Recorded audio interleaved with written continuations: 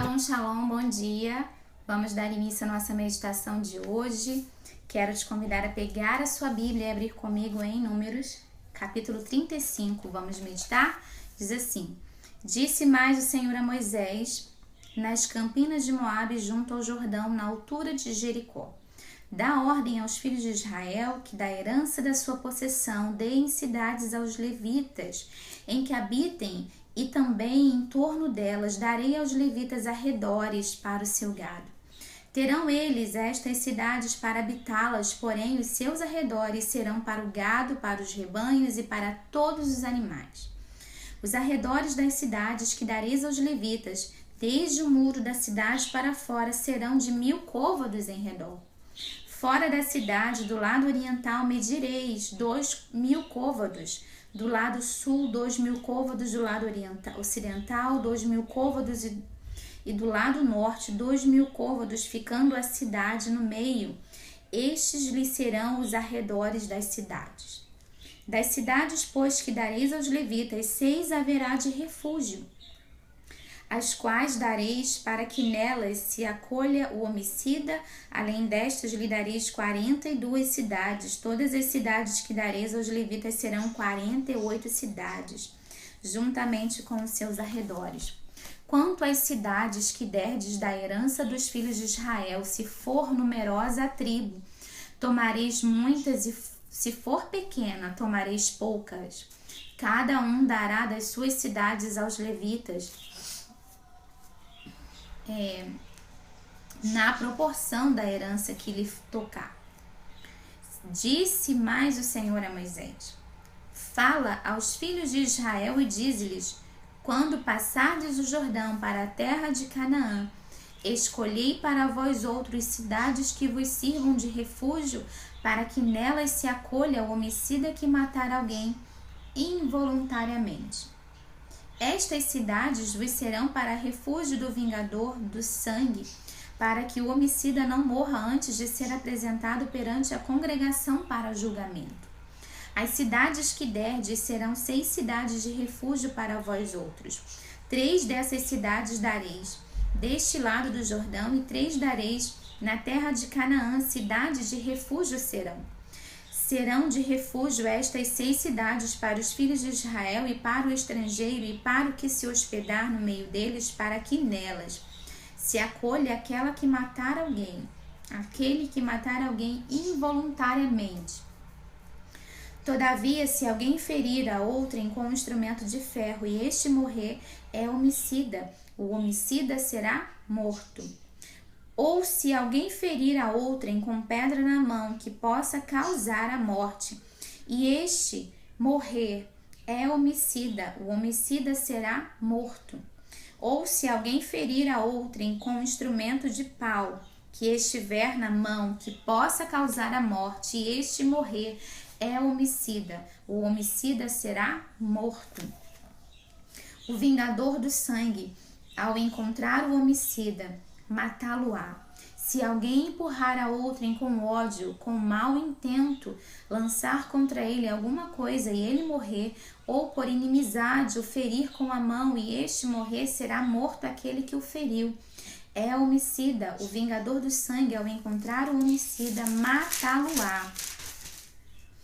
Porém, se o empurrar subitamente sem inimizade, ou contra ele lançar algum instrumento sem mau intento, ou não o vendo deixar cair sobre ele alguma pedra que possa causar-lhe a morte, e ele morrer, não sendo ele seu inimigo nem o tendo procurado para o mal, então a congregação julgará entre o matador e o vingador do sangue segundo estas leis, e livrará o homicida da mão do vingador do sangue, e o fará voltar à sua cidade de refúgio onde se tinha acolhido.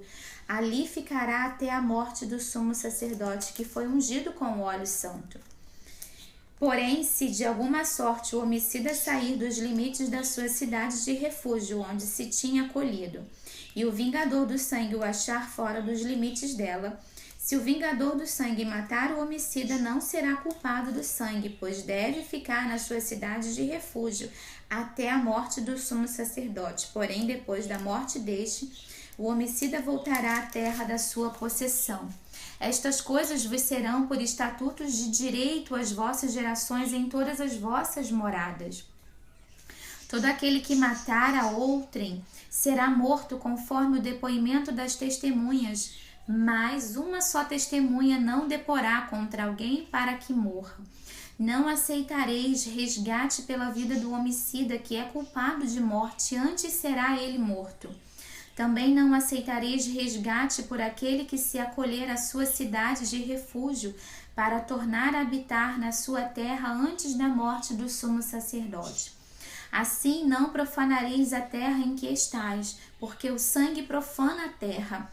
Nenhuma expiação se fará pela terra por causa do sangue que nela for derramado, senão com o sangue daquele que o derramou. Não contaminareis, pois, a terra na qual vós habitais, no meio do qual eu habito, pois eu, Senhor, habito no meio dos filhos de Israel. A palavra de hoje vai falar aqui acerca da cidade dos levitas. Nós vimos no capítulo anterior acerca das repartição da terra. E aí nós sabemos que os levitas não trabalhavam, eles viviam daquilo que as pessoas levavam ali para o tabernáculo, para serem entregues como oferta ao Senhor. Então, aqui vai falar que os levitas não eram uma das 12 tribos, eles foram alojados em cidades especiais para viver e ter pastagem de campo. Eles também tinham direito. Então o Senhor aqui ele dá ordem aos filhos de Israel que dessem herança por possessão aos levitas. E também vai falar acerca dos assassinos, dos homicidas, que eles deveriam ter uma cidade em que eles deveriam ficar ali confinados naquela cidade até que eles fossem julgados, né? E tinha aqui alguns critérios, né? Eles deveriam sair daquela cidade somente após a morte do sacerdote, e se eles saíssem antes do tempo que o vingador iria encontrá-lo e ele seria morto, o homicida seria morto. Mas o que eu queria falar aqui, a palavra que eu queria deixar é para nós, levitas na casa do Senhor. Muitas das vezes a gente, né, se dedica tanto, nós nos dedicamos tanto na casa do Senhor, nos dedicamos preparando a voz, preparando ali, dando tempo. Às vezes você chega lá na sua igreja e o louvor está tocando, o louvor está conduzindo a igreja em adoração, mas seja um grupo afinado ou não muito afinado, mas tanto um quanto o outro, ele passou ali, teve o seu momento de preparo, de dedicação. Na nossa igreja, nós separamos ali depois da escola bíblica dominical e a gente fica ali, sabe, quase 2 horas ensaiando. Às vezes a gente começa às 11h30 e vai terminar quase 1 hora ou 1h30, se dedicando ali naquelas canções que separamos para Deus. E muitas das vezes, né, a pessoa não vê esse tempo de dedicação, esse tempo de preparo. Mas lembra aquele ditado que diz que muita gente não quer pagar o preço, não quer ali, né, ter aquele tempo de dedicação, mas ela quer o holofote? Muitas das vezes ninguém vê o tempo de preparação, o tempo de abdicar, enquanto, né, a maioria está na sua casa ali se alimentando, descansando, se preparando para o culto à noite. A maioria dos levitas está na sua igreja ali ensaiando com portas fechadas, preparando ali as canções para ministrar à noite. Mas existe um que vê, e ele é o nosso Deus.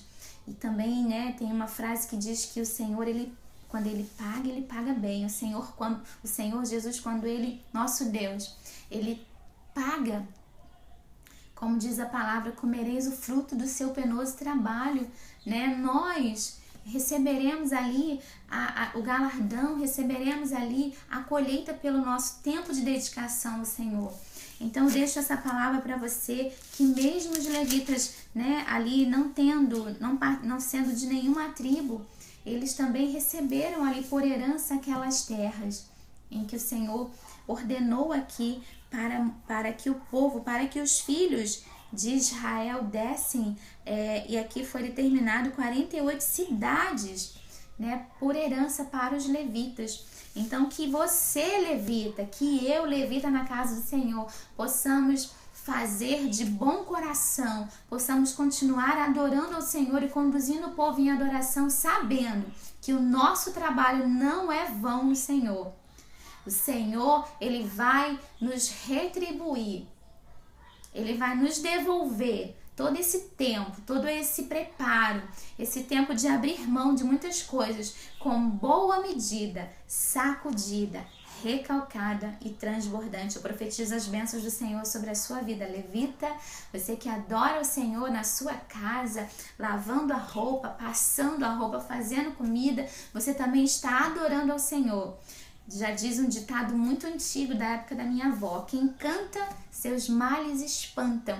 Então vamos cantar, vamos adorar ao Senhor com cânticos, com adoração, com cuidado, né, na casa do Senhor, em cuidar do nosso templo também, que é o nosso templo, é o templo do Espírito Santo. Então que nós possamos ter esse cuidado, amém? Que Deus venha nos abençoar nesse dia. Fique com Deus. Shalom, shalom.